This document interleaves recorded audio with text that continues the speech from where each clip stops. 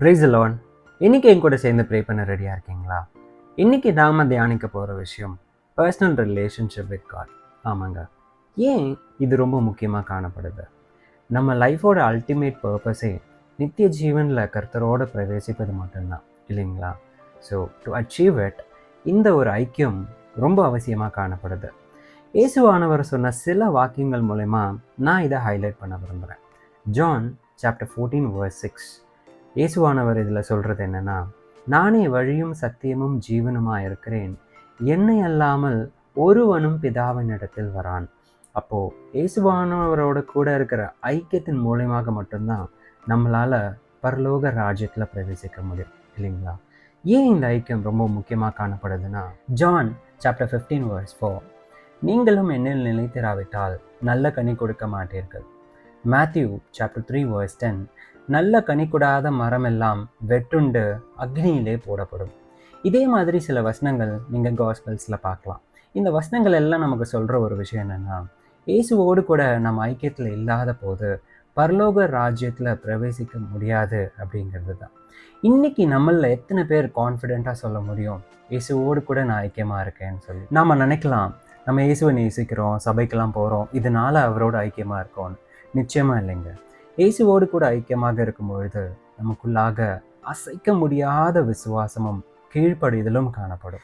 நாம் அவரோடு கூட ஐக்கியமாக இருக்கும் பொழுது நமக்குள்ளாக காணப்பட வேண்டிய சில விஷயங்கள், கர்த்தர் எந்த சூழ்நிலைக்குள்ளாக நம்மளை அழைத்து கொண்டு போனாலும் அவர் மீது இருக்கிற குறையாத விசுவாசம், ஆவியானவரால் நடத்தப்படுற அனுபவம், ஒவ்வொரு நாளும் கர்த்தரோடு அநேக நேரம் செலவிடணும் அப்படின்ற ஒரு வாஞ்சை. இன்னைக்கு இதெல்லாம் நமக்குள்ளாக காணப்படுதுன்னா, that shows we are in a personal relationship with God. இன்னைக்கு அநேகரோட ஒரு விசுவாசம் காஸ்மெட்டிக் விளம்பரத்தில் வர மாதிரி தாங்க இருக்குது. ஒரு நல்ல பிராண்டில் ஒரு நல்ல மாடல் அழகாக இருக்காங்கன்னு சொன்னால் உடனே அதை யூஸ் பண்ணும்போது நாமளும் அதை மாதிரி அழகாயிடுறோம் அப்படின்ற ஒரு நம்பிக்கை இல்லையா?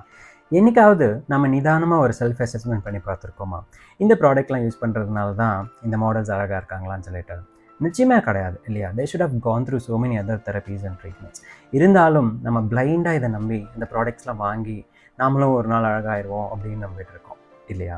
இதே மாதிரி தாங்க நம்மில் அநேகர் தவறாமல் சபைக்கு போனால் போதும், நம்ம கர்த்தரோடு ஐக்கியமாக இருப்போம், நித்திய ஜீவனில் அவரோடு பிரவேசிப்போம் அப்படின்னு நம்பிக்கிட்டு இருக்கோம். எத்தனை பேர் இன்னைக்கு ஆவியானவருடைய வழிநடத்துதலே இல்லாமல் வாழ்ந்துக்கிட்டு இருக்கோம். ஒரு கடினமான சூழ்நிலைகளுக்குள்ளாக கடந்து போயிட்டாக்கா உடனே ஒரு விசுவாச குறைபாடு. எத்தனை பேர் இன்னைக்கு ஆண்டவருக்காக நேரத்தை செலவிடுறோம். இன்னைக்கு இப்படிப்பட்ட ஒரு சூழ்நிலைகளுக்குள்ளாக நீங்கள் கடந்து போயிட்டு இருக்கீங்கன்னா, வாங்க ஜெபிக்கலாம். To have this personal relationship with God.